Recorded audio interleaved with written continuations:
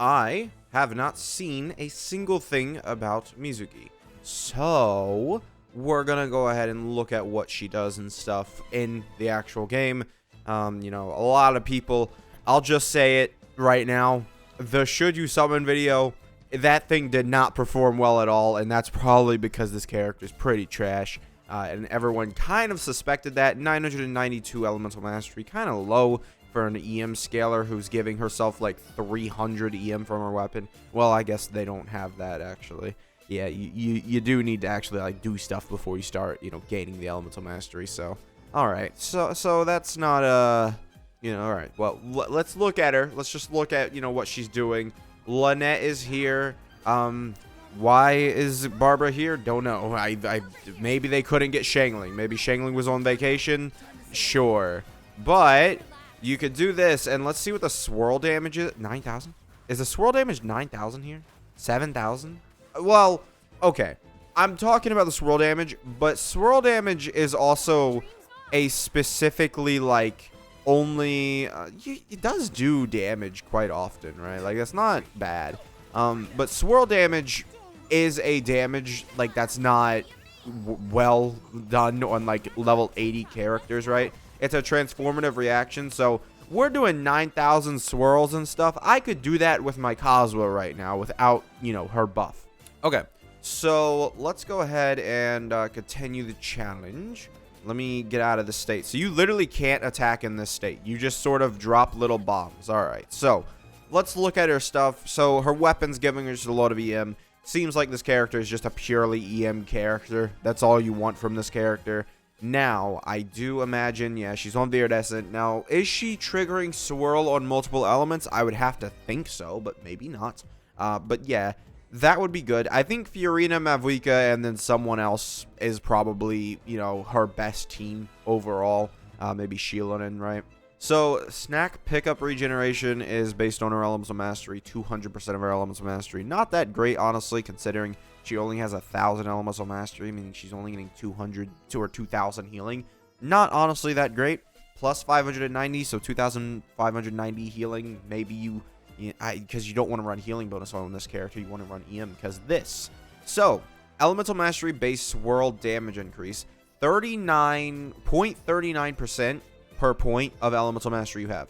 Meaning, as someone who has, you know, 1,000 EM, right, just easily able to get 1,000 EM, you are giving the teammates like 1,000, or not 1,000, not 1,000 buff, 390% Elemental Mastery base swirl damage increase.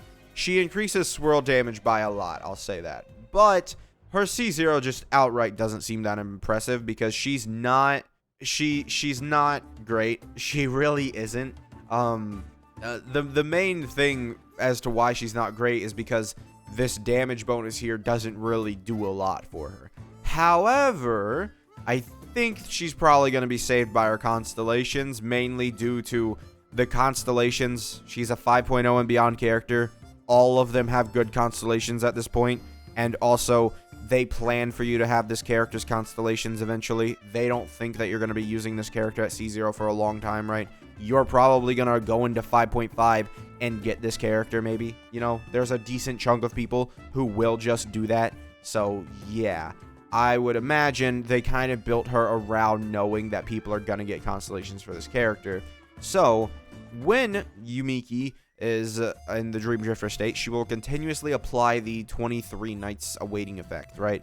And this is every 3.3 seconds, and then for 3 seconds every 3.5 seconds. Okay, so if you swirl while you're in your Dream Drifter state, every 3 seconds, you get an extra 1,100% damage of Elemental Mastery scaling. It's okay, if I'm being honest. It's not great. This effect active, I can't cancel. Yeah, it's literally just like the damage, it gets increased by 1,000% of Mizuki's Elemental Mastery, which I think comes out to like 10,000 damage, right? Because if it's 1,000% of 1,000, I mean, how much is that? Yeah, it's about 10,000 damage, I would say.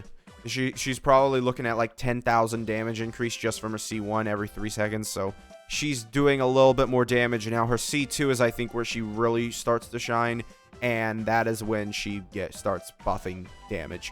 and she's able to get upwards of like 1,200 elemental mastery every elemental mastery point she has. So you have to enter the Dream Drifter state. I don't know exactly how that would go, but let's just assume we have this, right? And we're gonna have this, and you know, you could have more elemental mastery on her, right? So 1,100 and stuff. I think we're kind of missing our damage here because whatever. We kind of missed some damage there. But what are we looking at? 1,200, right? So let's assume I had 1,200. So 1,200 combined with her C2. I mean, that's 1,240 times 0.04 is what it is. 49% damage bonus, which that's nearly 50, right? That is nearly 50. That's not near her maximum damage. She's just going to give... oh, no, this is literally just automatic. You don't even have to swirl the element. So you just, as being Mizuki, right, at C2, you just give your, like, teammates 50% damage bonus. And then all, like, for all field damage. It isn't bad. It really isn't. Especially because I think you could get a little bit more than that. Maybe you get, like, 1,300 to 1,400, I think maybe the range of Mizuki. But I think that's about where she's landing. C2, I think, is reasonable between the next, like, time we get her. I'm going to be honest. I would imagine Mizuki is probably going to be able to be obtained for a couple of, you know, accounts, right? And I feel like C3, though, not exactly as obtainable. And I don't know, I mean, I don't know the numbers for this, but it is her E skill, which is good because it increases the elemental mastery damage, right? Picking up, this is just energy restoration. This isn't, like, great or anything, if I'm being honest. Like, not really great at all. Unless she has energy issues. Let's see. 60 energy, probably not gonna have energy issues. You really can't tell. She does also get another 100 elemental mastery here. Yeah, I don't think she's going to have energy issues at all. So that's one thing. And then picking up Yume from Elemental Burst. Okay, so it deals damage and heals. Restore 5 energy. Okay, so this more energy restoration. Oh, wait, no, it's this. Okay, so, okay. I missed it. I forgot which constellation we were looking at. All right, so we have this constellation, and then it just hits it while doing that. So, like, she's hitting... This actually is good, though, for Furina, because you can overheal with this constellation. So C4, it's a little bit... It's probably going to go underrated, I feel like, because overhealing when you have Furina as a single target healer, because she is a single target healer, which, you know, whatever you want to think about that, I think it's personally pretty dumb. But, you know, it's a single target healer. She can overheal herself with her C4, right? That is one thing that it's good that she's able to do that. And then obviously this just goes ahead and increases her burst. This isn't going to be anything astonishing or anything. And then her C6 crits with Swirl at 30% crit rate and 100% crit damage. This at C6 will make her good, I feel like. You know, obviously I'm like at C6, right? But I think, you know, C1, C2, she's good. She's probably going to be very effective at C1, C2. I think she's going to be effective at C0 because she's also, like, we have really insane, like, characters like Mavwika who are able to, you know, interact with Furina, and then they just destroy the entire game once that occurs, right? Whereas, you know, oh, yeah, we got this update. Yeah, nice. Oh, you can, like, filter like that. Oh, cool. But, what was I saying? I got completely sidetracked. I'm saying, like, you know, oh, well, she might have these constellations. This is me from, like, Tighnari. I summon a lot more than the average person. It's basically been 2 years since Tighnari has come out, and I don't have the guy at C6. So, I would not assume that a lot of people are going to have Mizuki at C6 by any means, right? You have to get pretty lucky in order to get a C6, you know, standard character still, right? I have a couple standard characters, I think, at high constellations. Dea, dude, she's been in the game since, like, 2 years. Still, I have her at C0, right? Mona, this character's been in the game for, 4 years at this point. This character's been in the game for 4 years, and it took me for, I don't know, like, until it was guaranteed that I got her. I picked her from the standard, like, 5-star selector. That's when I got this character. I've been playing since the first week of this game, and I only just got Mona 4 years later. So I do think that, you know, it's very possible, Mizuki, you just never pull the character.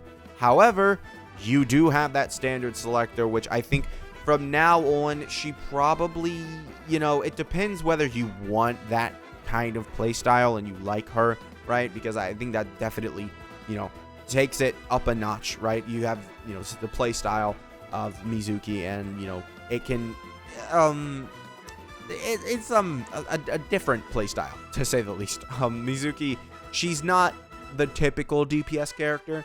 However, you know, I wouldn't like say she's probably going to be the best. I think Mona and Tignari and then Mizuki are probably like up there for like tying as like the best standard like characters, right?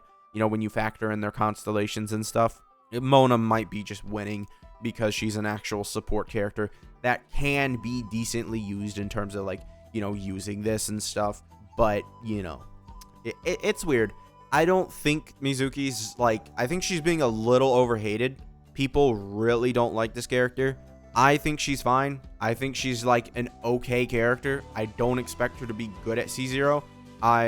You know, it's just meh. Yeah, I'm not expecting this character to be good at C0. Like, there's not really much else to discuss about this character. She doesn't really seem great at C0. That's all I can really say. Like, she seems like a constellation. You're gonna need constellations before this character becomes really effective and a go-to option for your account. I don't expect this character to be, you know, any sort of, like, I don't expect her to be, you know, top tier ever. Even at C6, she doesn't look top tier to me, if I'm being honest. She just doesn't. And that's as simple as that. To me, she doesn't look that great. You guys have your own opinions on that. Even at C6. I mean, C6, she does get the crits on swirls. So if you're running a secondary character who swirls, maybe she can be a pretty effective character. But, you know, will she be Mavuika level? Never. I don't think. I don't think she's ever going to even touch C0 Mavuika. This character doesn't really seem like that kind of... She doesn't seem powerful at all. Like, she seems like she's just sort of, you know, there. You can use her. She'll be fun to use. She's a completely different playstyle we've never seen before. And I think that's really her main draw for me. I'm just looking at it in a positive light. She's different, completely different than other characters. Like, there's no other character that functions like her. And I think it's a good thing. I like it. I like the way that she functions. And getting this character on Standard Banner, I don't think that you guys are going to be disappointed when you get her on Standard Banner, because I think she is still one of the better Standard Banner characters compared to Kaching, Chi-Chi, you know, these other characters who don't really do a lot on your account, right? You know, Jean probably is worse than her, I would have to say. So, yeah, that's going to be it for this video. Make sure to subscribe if you did enjoy. Feel free to become a member if you really enjoyed, and I'll see you guys next time. Bye.